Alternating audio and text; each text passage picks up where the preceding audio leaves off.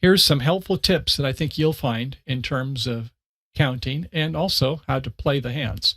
Number one, avoid helping a watchful opponent. Yeah, if you're playing against good opponents, they are going to be counting your cards and your discards. Don't unnecessarily void a suit because, oh, then I only have to worry about these other suits. They'll be watching and they'll know that you voided the suit, and they'll know that, oh, I don't have to worry about him or her. I'll worry about their partner. So don't make it too easy for the smart opponents. We will be watching. Okay, number two, don't make bids that needlessly advertise to the opponents. Let's say that I go one spade, my partner goes two spades to sign off, and then I do three of another suit, a lower suit, three diamonds. I need some help in the diamond suit. I'm not saying I want to play in diamonds. We want the major, but I'm looking for help. Can you help me in the minor? If you have an extra trick you can give me, you've only shown about 2 tricks. If you've got 6 to 9 points, maybe a couple kings, but can you help me in this suit? Do you have like some help in there, shortage or some extra values in that suit? Because I don't need help in these other suits. Then if you say, no, you can't help me, you go 3 spades, but I go 4 spades anyway. Well, that's kind of, why did I bid 3 diamonds? It doesn't make sense for me to advertise to the opponents. I've got a problem in the diamond suit, but I went to game anyway, even though you didn't help me. So if you've got the tricks, just go 1 spade, 2 spades, 4 spades. Now, there is an exception. If you're doing a small slam try, because you've got a really huge hand and you bid 3 diamonds, then if your partner shows 4 spades, you then may want to go for no trump, start looking for aces. That's another story. Okay, we want to avoid 2 suited bids if you know you can't win the auction. So if you've got like no points and we're vulnerable versus not, you certainly wouldn't want to be showing those hands anyway. But if you're familiar with the Michaels Q bids or unusual 2 no trumps that show 2 suited hands, don't advertise those to good opponents because they'll say, oh, this person has 5-5 in, let's say both suits are anchored. Let's say it goes 1 heart, and I go 2 no trump to say the other 2 minors, or other 2 lower suits, so clubs and diamonds, and they win the auction anyway, and they say, oh, there's 5-5 by Mr. Michael because he made the unusual 2 no trump, so I know that all the other cards are held by Michael's partner. Thank you very much. So watch out for that. Okay, number 4, beware of good opponents. They're going to count your honors and suits, even if your partner doesn't. So yeah, be careful with how you play your cards when you're defending. Beware of when opponents lead a side suit where both you and the dummy total 7 cards in length. So sometimes you see where, okay, we've got an 8-card suit, and they lead the suit with a 2.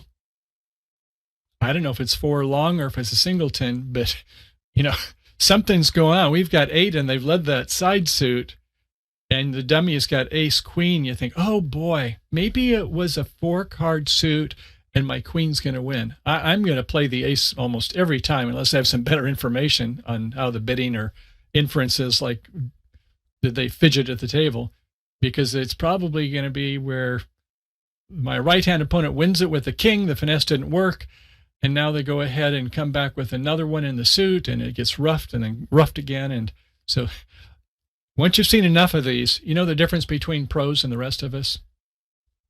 The pros have made all the mistakes in bridge, but they've learned to stop making them. So they've made these mistakes just like all of us. So these are some tips to be aware of when you have a long side suit and the opponents have led that. Even with maybe a 7-bagger, I'm very cautious.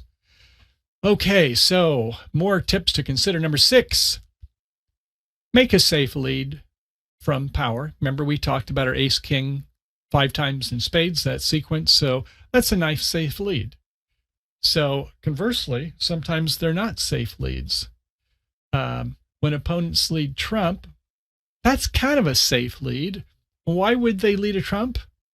Might be to stop roughing, but it might be because they've got a unprotected ace. They don't want to lead the ace and then the opponent's king wins, or other scenarios like that. So when opponents do not lead from a safe sequence, and a safe sequence would be the ace from king, or maybe a connected honor sequence like king, queen, jack, king, queen, 10, those types of things, then you're kind of suspicious that maybe if you're missing the ace and the king, I think one person has the ace and the other person has the king because the opening leader didn't, or else the other person has both the ace and the king, not the leader.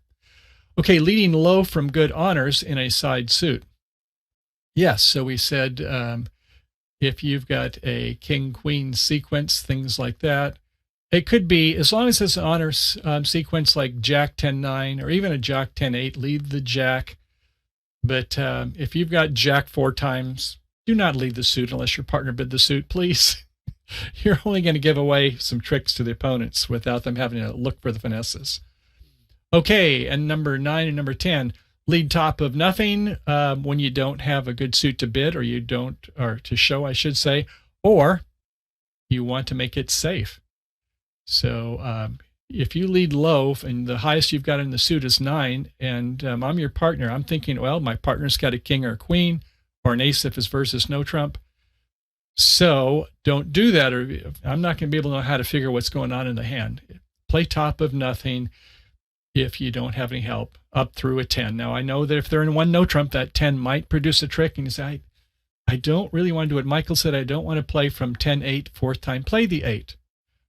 That's okay. We'll know that it's a high. Partner will take a look and say, you know, that has to be high, because using the rule of 11, knowing how many honors are left around the table, that we would be able to deduce that. We'll talk about that in another lesson. Okay, number 10, preempts with your 6-card suit. So if it was king, queen, 6th in spades, my righty bid 1 heart, and I'd only have the king, queen 6 times, yeah, I'll preempt and they'll know I have a 6-card suit. Fine.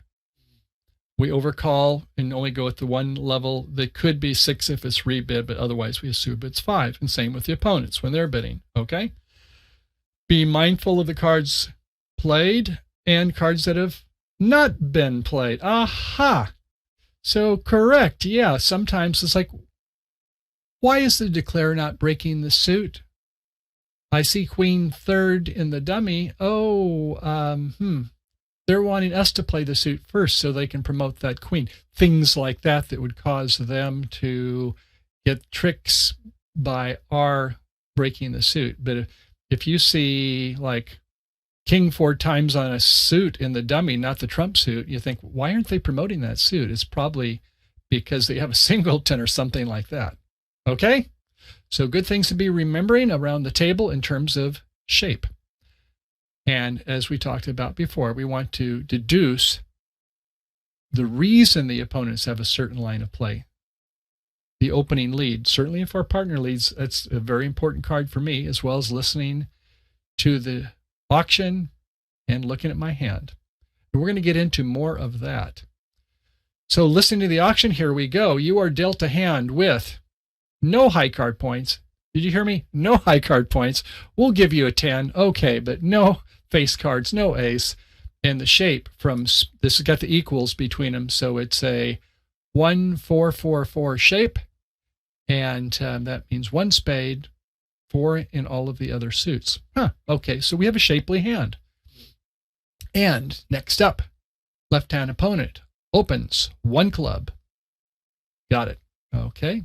I was expecting maybe they were going to open up 1 spade. The rule of anticipation, somebody's got spades, right? But I'm kind of interested with this auction. What's going on with the spade suit? Partner passes and right-hand opponent bids 1 no trump. Whoa, I wasn't expecting that, were you? So, what do you know so far? Anybody? Let's see some comments that might be coming in. Oh, John Shribs, I was able to open both on Facebook and YouTube on my smartphone. Okay, so he's double duty. And by the way, the delays will be different. I think that the delay on YouTube is normally about 8 seconds. Your mileage may vary depending upon your internet connection and other things. I think Facebook is significantly longer. I think the encoders, because I'm transmitting this video and it might take a while. So I'm looking for your comments if anybody has anything on what do we know so far. Okay, I don't see anything yet, so I'm going to go ahead and continue. Well, I think we know that there's something a little fishy going on the spade suit. How come responder didn't bid one spades? Even if they have 2, 3, 4, 5, I expect them to respond one spade. Okay, someone says 30 points between three hands. Left-hand opponent cannot open two clubs. Good point. Yes, we know that the responder has shown 6 to 9 points. And so I guess that we have no points. Somebody else may have some points here so far. We know that right-hand opponent tried to sign off. Good. Truly, responder has no 4-card major. You are right on, and that's what I'm thinking about. I was expecting somebody to bid spades. Now, I guess it could be that maybe the opener had 5 spades and 6 or 7 clubs. It could happen, but, I'm not going to figure on those type of rainy days. I don't think the declarer has 5 spades. It could have 4. Here someone is no 4-card major, right? The responder, and I know some of you as responders, you think if I've got 4 baby spades, I'm just going to bid 1 no trump. That just feels better. No, you're missing a chance to have 4-4 in the majors. Your partner bid 1 club. It doesn't mean they can't have a 4-card major.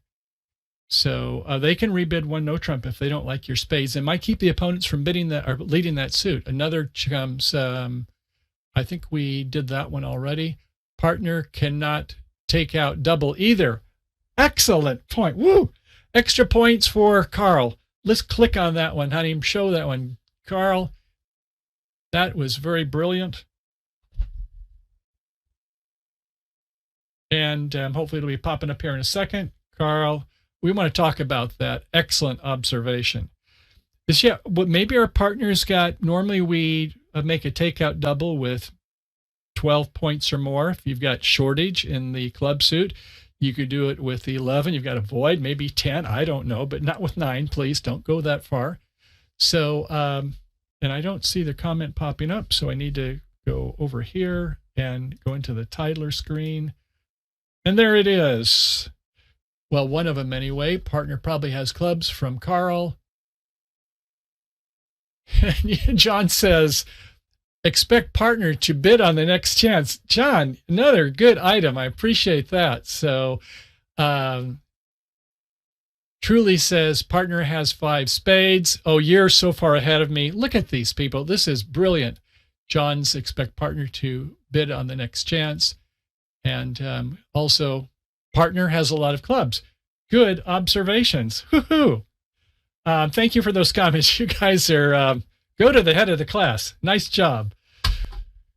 Oh, go ahead. Oh, hold on. I didn't have this turned on. Grace, do it.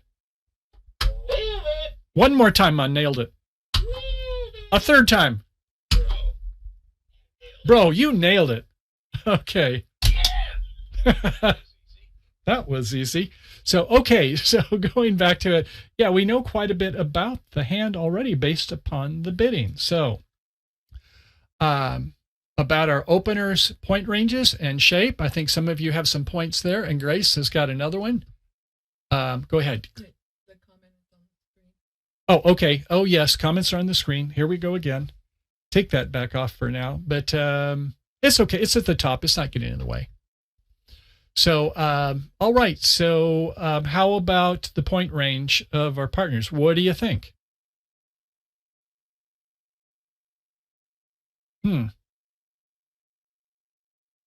Yeah, I don't think, since the responder said 6 to 9 points and the opener can have at most, well, we don't know what they have yet. They could have 21 points, I guess, but I think our partner, even if it's 20 points to our left and 29, we have 0. Our partner's got 10, 11, even if it's a huge hand to our left, and we haven't seen that bid yet.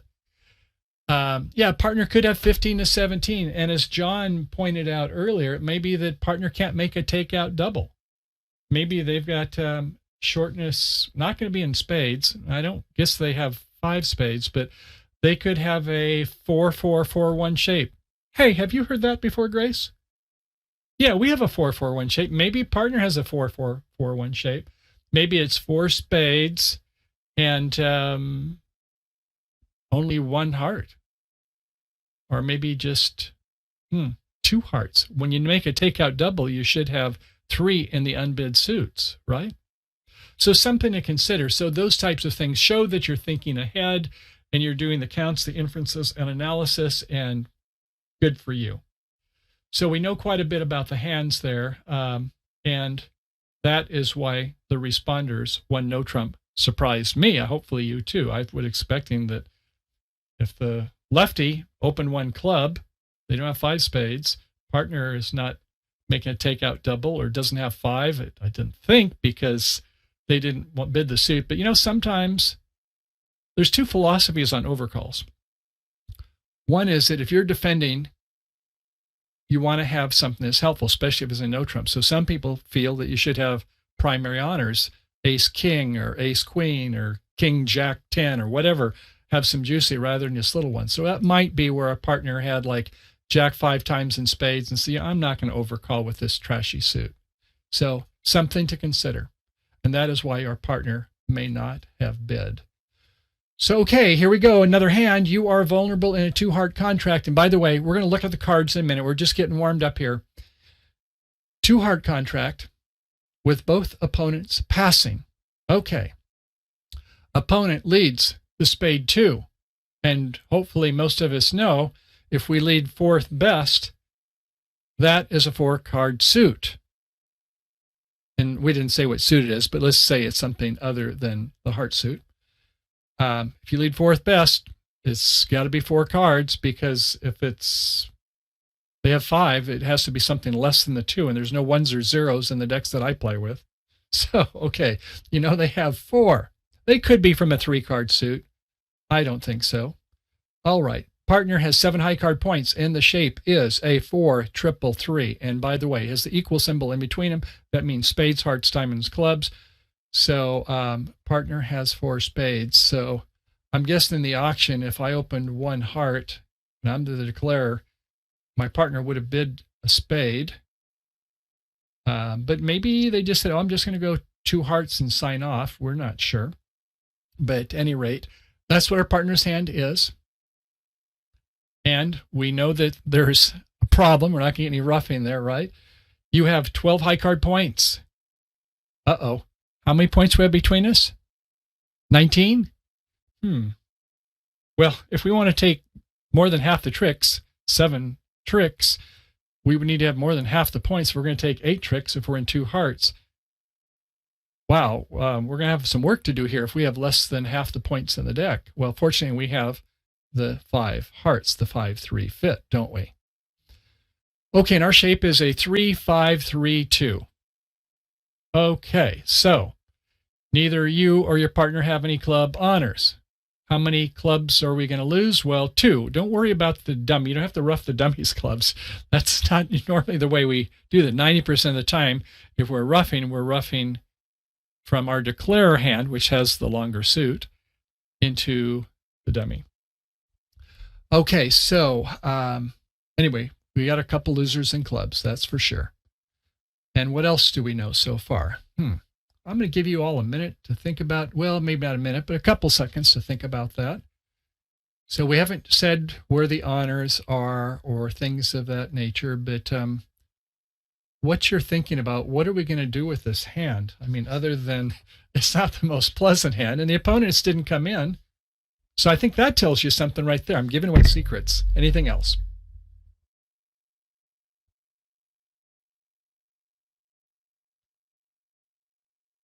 Aha, left-hand opponent didn't have ace king, Truly says. Yeah, that's an interesting thought. I think that one might be worth sharing. Thank you for that. Oh, we haven't seen what their lead is yet, but they didn't come in the auction, so they could actually have the ace king in any suit, including our heart suit. We don't know yet, so we didn't say what ours are. But no, I'm thinking about something else on what we might be for our plans. We know that one opponent probably doesn't have a lot of cards and a lot of spades because they didn't come in.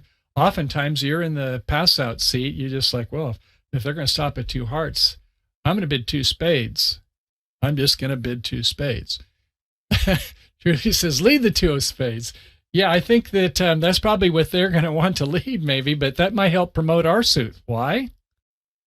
Because we have 7 cards. Remember, our partner has 4. We have 3.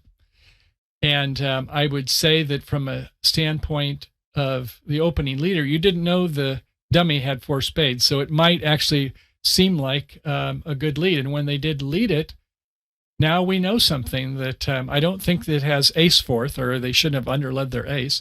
They don't have an honor sequence in spades like king, queen, fourth, I don't believe. Here, Carl is saying neither opponent could preempt with a 6-card suit. Awesome job, Carl. Yeah, so we... Wow. Yes, baby. So that was a good one, Carl. And I'm going to see some others coming there. Not enough points to overcall with a 5-card suit, Carl says. Yes, they didn't have a 5-card suit to overhaul, says Patricia. Yeah, you got some good comments coming in. So in this case, there's something else too. When they led that spade suit, how many cards do we have in spades? Between the 2 hands? 7? And they led the 2? Wow. Kind of gets you thinking, doesn't it? Remember we talked about we worry about roughs? Here's one right there. They've led a 7-card side suit. Or one of our 7-card side suits, that is. So that kind of bothers me. So if I've got the ace, I'm going to jump up with it, even if it's of my partner's 7 points. If it's ace, queen, jack in the suit, I'm going to jump up with the ace because I'm worried. Now, if we had an 8-card side suit and they led the 2, I am definitely going to go up with the ace. But I don't think it's a high-low sequence, or they would have led something other than the 2. So it could be a singleton, or if it went like with an 8, then it may be from his 8-2. But you see what I'm saying. We should be listening to the auction, and when we get this nice leads, maybe this can help promote our suit.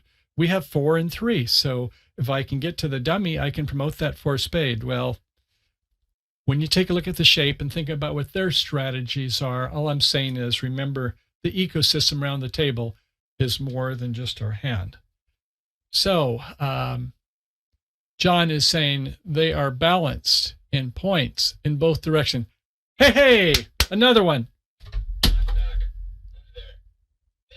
Nailed it. Knock, knock. Who's there? You nailed it, John. So good point. If one of them had like 13, 14 points, unless they're just, I don't know, maybe they're our family. Maybe are we playing against our family, and maybe it's my future daughter-in-law, and she doesn't want to make me look bad. She isn't going to bid.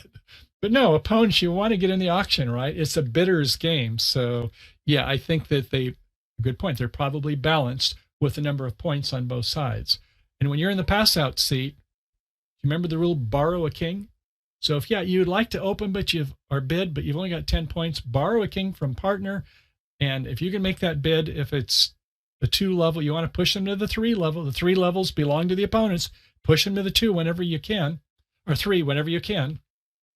So just remember, if your partner is of that persuasion and it's in pass-out seat, and you've both been passing, and now your partner goes 2 spades, maybe it only has like ace, jack 4 times in spades, but damn it, they're going to bid. So they bid 2 spades, and they don't really have a lot of points, but they know that you do because everybody tried to sign off. And then they go to 3, and then, I'm going to take it to 3 spades. No, your partner borrowed a king from you, so don't punish your partner if partner is trying to be a hero, and save the auction, push them to the 3 level so they can go down. Otherwise, oh, that's not so. Yeah, no. So remember that. Okay, now there are a third type of bridge players. Well, some people joke saying that there are only 3 types of players: those who count and those who cannot. And it's a joke, but actually, as I got thinking about this, I thought, when it comes to counting, there are more types of players. And I'll bet you probably are one of these if you don't do all the things we spoke about so far. And if you are, don't fret.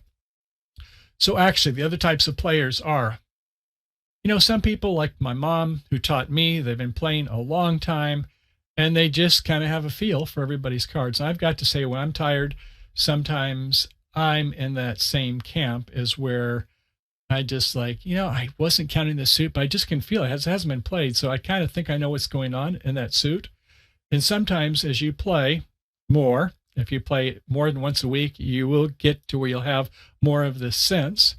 And then those who are blessed with a strong counting, inferences, and analysis. So if you're like one of the people there, I'm thinking about a PhD type, then yeah, they have very good analytical skills, and let that be your blessing to use some of those deductions that are going on, even if you don't memorize, which is the next one. If you have a good memory, you don't think, but then you all of a sudden as I think back, they led the spade too.